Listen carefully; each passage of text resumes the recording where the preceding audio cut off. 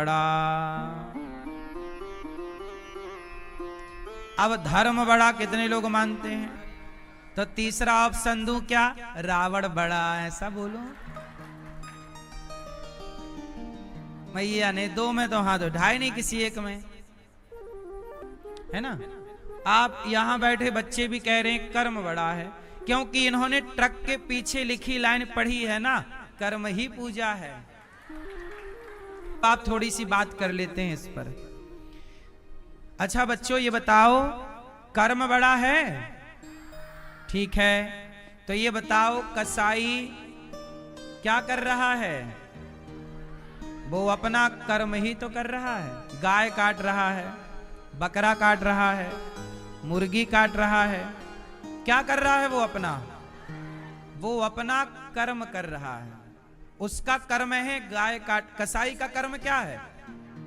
बकरा काटना, गाय काटना, मुर्गी, क्योंकि उसका कर्म वही है, वो वही करता है। वो उसी कर्म की रोटी खाता है, उसी कर्म से कमाता है, कसाई उसी की खाता है।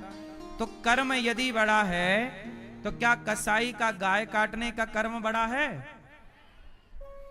कर्म यदि बड़ा है, आप कहते हो ना बेटा कर्म बड़ा, तो चोर चोरी करता है तो चोर अपना कर्म ही तो कर रहा है।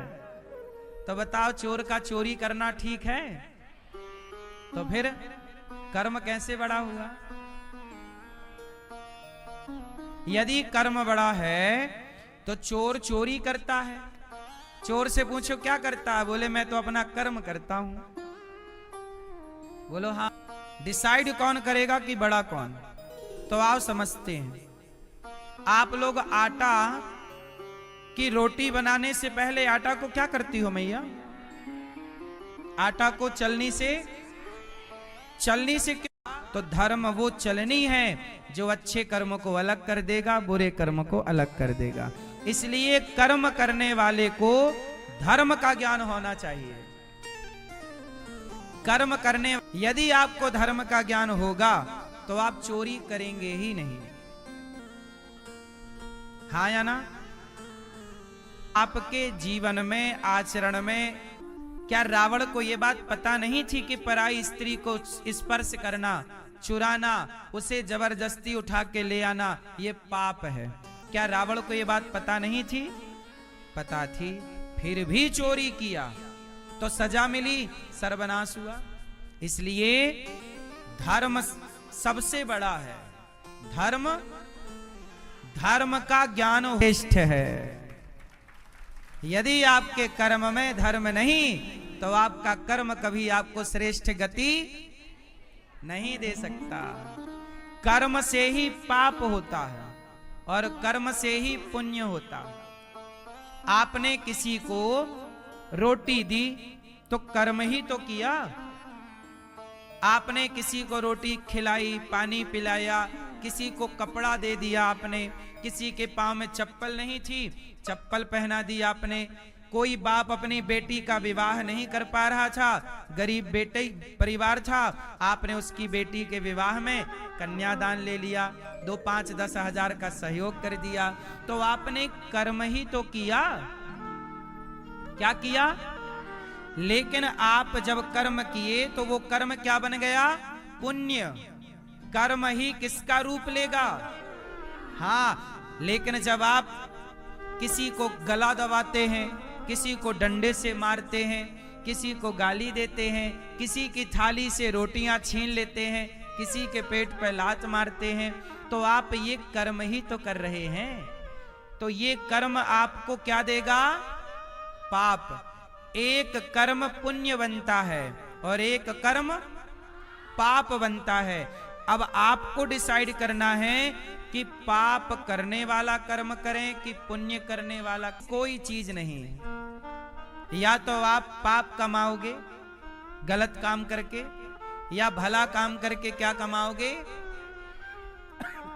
इसलिए मेरी मां, जरूर ये विचार करो कि आप जो कमा रहे हैं वो क्या है। इसलिए एक डाकू था। वो डाकू रास्ते में जो गुजरे रात को उसे लूट लेता था सोना, और कोई यदि उसके साथ हाथापाई करे तो मार देता था। कई बार उस डाकू ने छोटे छोटे बच्चों को मार दिया, छोटी छोटी पे बेटी के लिए रखे हैं, और तभी कोई आए और चोर उसके पैसे चुरा के ले जाए तो बताओ वो बाप हंसेगा कि रोएगा? अब सोचो कि आपने उसकी सारी कमाई समाप्त कर दी, लूट ली, ये सबसे बड़ा पाप है। तो नारद जी ने कहा कि डाकू, तुमने ना जाने कितने माँ को बाप को बेट मार मार करके वो पाप किसे बांटोगे? तो उस डाकू ने कहा कि मैं ये पाप अपनी पत्नी को बांटूंगा, क्योंकि मैंने पैसा भी पत्नी को बांटा है, मैंने सोना भी पुत्र को दिया है, तो पाप भी पुत्र लेगा। तो नारद जी बोले, जाओ अपनी पत्नी से पूछ के आओ कि वो तुम्हारा पाप लेगी क्या। बेटे से पूछना कि तुम मेरा पाप लोगे क्या। तो वो डाकू अपने लोगों से बोला कि तब तक बाबा जी को पकड़ के रखना, मैं पूछ के आता हूं। तो डाकू चला और डाकू ने जाके पूछा अपने पत्नी से, अरे सुंदरी सुनो। पत्नी बोली, क्या लाए हो?